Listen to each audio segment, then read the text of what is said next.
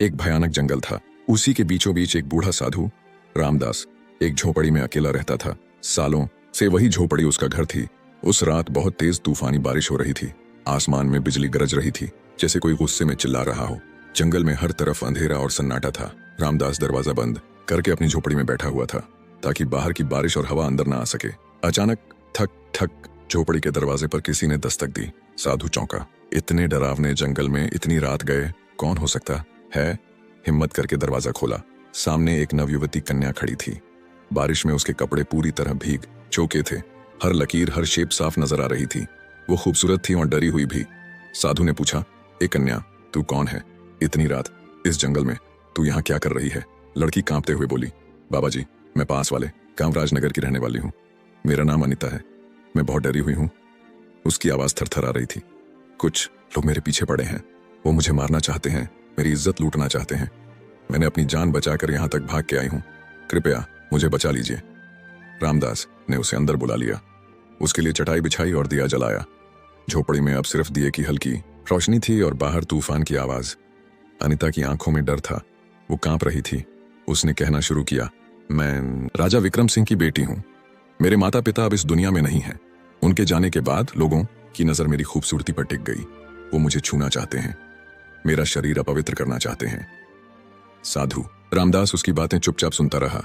उसे लग रहा था कि ये लड़की कुछ और भी छुपा रही है। क्या उसका यहां आना सिर्फ इत्तेफाक है? बाहर तूफान बढ़ता जा रहा था। झोपड़ी के अंदर सिर्फ दो लोग थे, एक बूढ़ा साधु और एक जवान कन्या। कुछ देर बाद अनिता बोली, बाबा, मैं बहुत डरी हुई हूं। क्या आज की रात आप मुझे यहां रहने देंगे? रामदास ने उसकी तरफ देखा। उसकी आंखों में मासूमियत और डर दोनों थे। बूढ़े बाबा ने कहा, हाँ बेटी, आज रात तुम यहीं रहो। ये झोपड़ी तुम्हारी भी है। अनिता चटाई पर लेट गई। साधु रामदास उसे देख रहा था।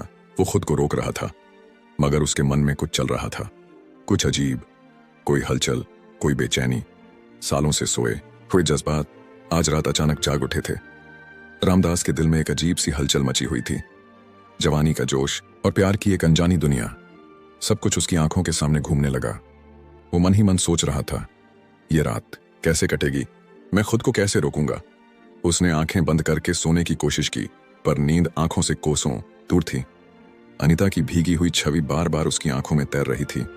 दिल की धड़कन तेज होती जा रही थी। इसी बेचैनी में सिसकियों की आवाज आई। रामदास चौंक गया। वो झटपट उठा और अनिता के पास गया। देखा कि वो लड़की रो रही थी। उसने नरम लहजे में पूछा, ए अनिता, क्या हुआ? तुम क्यों रो रही हो? लड़की ने कपकपाते हुए जवाब दिया, मेरे साथ कुछ ऐसा हुआ है जो मैं किसी को नहीं बता सकती। रामदास की आंखों में हैरानी थी। ऐसी क्या बात है जो मुझसे भी नहीं कह सकती? कौन सा राज है जो छुपा रही हो? अनिता की आवाज और धीमी हो गई। मैं कोई अच्छी लड़की नहीं हूं बाबा। मैं बहुत प्यास से भरी हूं। मैं भटकी हुई हूं। और फिर उसने वो बात कह दी जिससे रामदास का खून सूख गया। मैं एक आम लड़की नहीं हूं, मैं एक भटकी हुई आत्मा हूं। रामदास का शरीर कांपने लगा। उसके पैरों तले जमीन खिसक गई। आत्मा? ये क्या कह रही हो तुम? मैं कैसे मानूं ये सब? अनिता ने नीचे देखना शुरू किया और फिर धीरे धीरे अपनी कहानी बताई।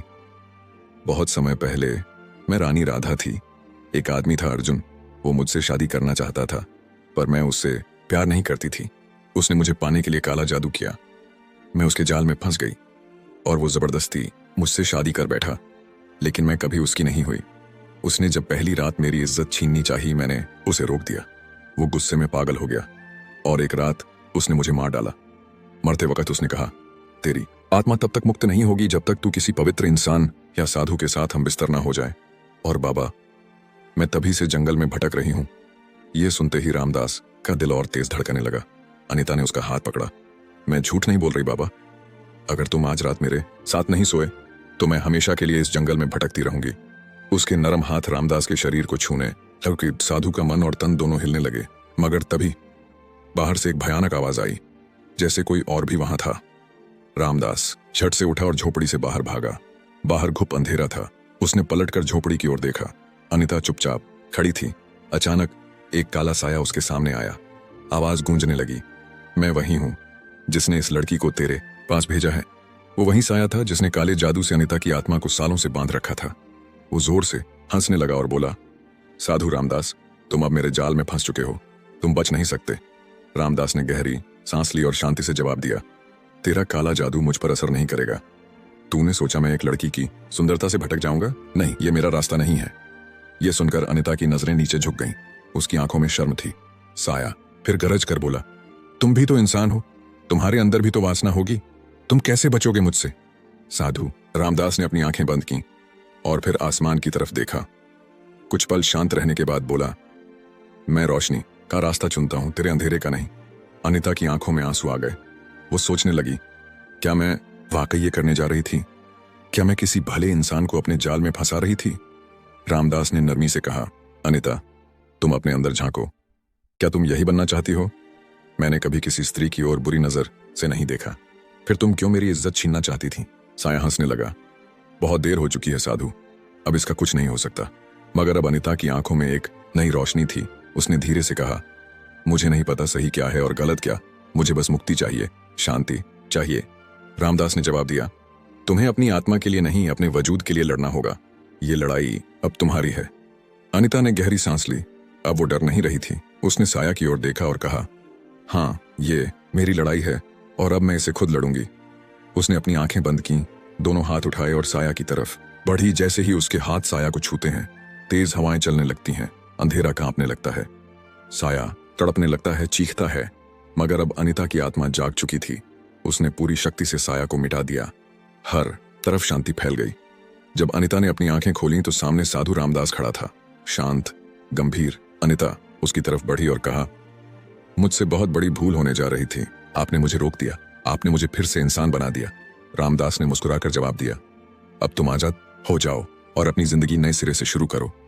अनिता ने सिर झुकाया, आंखों में आंसू ली और हमेशा के लिए उस जंगल से निकल गई। अब उसकी आत्मा मुक्त थी। वो अंधेरे से रोशनी की ओर बढ़ चुकी थी।